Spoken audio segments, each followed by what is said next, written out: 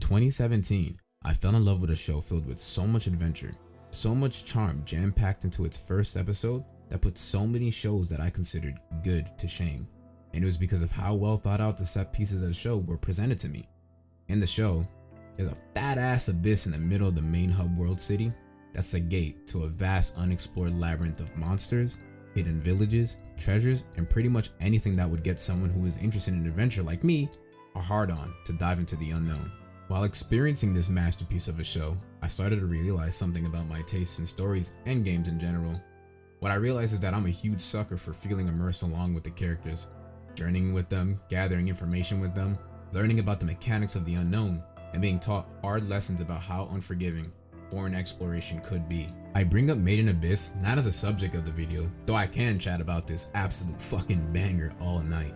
It's more to draw the similarities that drew my adventurer heart into a game called Hollow Knight. And Jesus brothers, this game is a fucking slapper.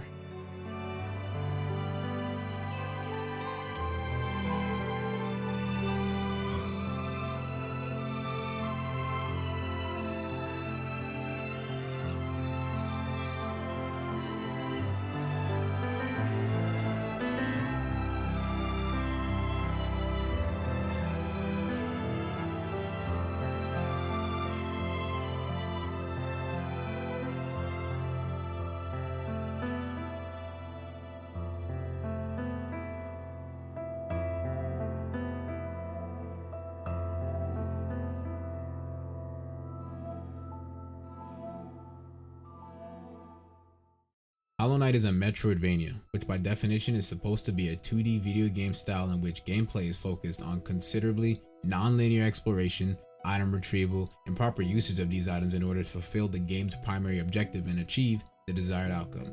That's pretty much Spanish for, shit fuck, I'm lost, where the fuck am I supposed to go? Somebody help me. When I say this game is huge, I mean it by every stretch of the word. You got this huge ass environment where it encourages you to lose your way and it truly rewards backtracking and exploration.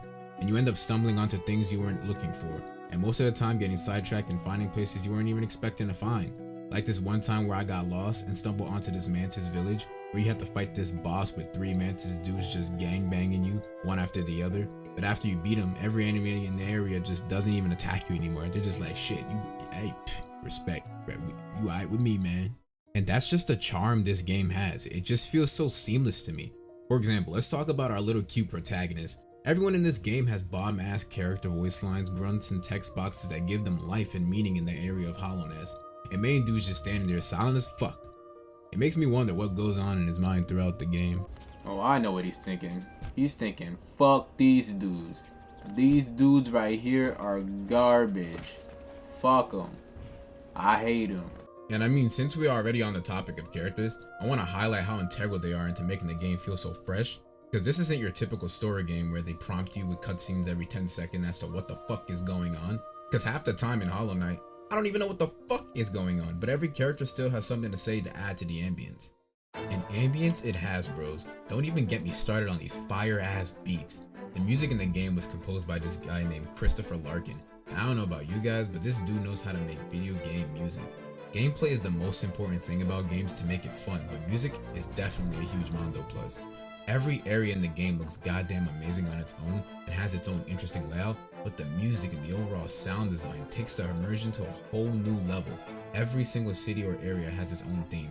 My personal favorite being Green Path, and it has this whole vibe to it, like the song playing right now when you're fighting Hornet, and it makes you feel like a goddamn badass, but it also knows when to throw in the dread and hopelessness, like the theme for Dirtmouth, but that place is literally fucking depressing. Alright guys, exploration cancelled. I'm sad. I feel the need to bring this up because it needs to be addressed. Like, what the fuck? This game is $15 and it's packed with so much content. So much so that it's not 100% finished in the game. It's 112, clocking you in for at least 40 hours of enjoyable gameplay. That's more than you can say for most AAA title games. And that's a damn shame too. Imagine paying $60 for, I don't know, Call of Duty, and it's not even a complete game on rip. And the best thing yet, these dudes at Team Cherry threw in DLC for motherfucking free 99. In a world riddled with microtransactions, I felt like I was robbing them for how much content I was able to squeeze out of this game. It really makes you sit back and laugh at how an entirely crowdfunded indie game that started from humble ass beginnings is able to topple huge company conglomerates who've had years of experience making big budget so-called games. And I have to say, Hollow Knight is probably the best thing to come out of Australia because it definitely isn't this abomination. To end this video, I just want to say I definitely came into this game with Made in Abyss in mind. I saw a lot of similarities in its world building tactics and was already jumping into it with enthusiasm. That being said, I wouldn't want those goggles to cloud my judgment of the game, but even trying to look at this game with the utmost scrutiny, I have literally no negatives that can come to mind when thinking about this game. It does its job masterfully, and for the price tag, I have to say I'm satisfied. If I was to complain, the reason would be that I'm kinda sad that it's over for me, and even that's overshadowed by the fact that the sequel Silk Song is just around the corner, so I can't even complain. If I was gonna rate this game, I'm gonna have to give it a 10 out of 10. Best game, would buy again. And with that, I'm fucking out of here. Subscribe or you a bitch.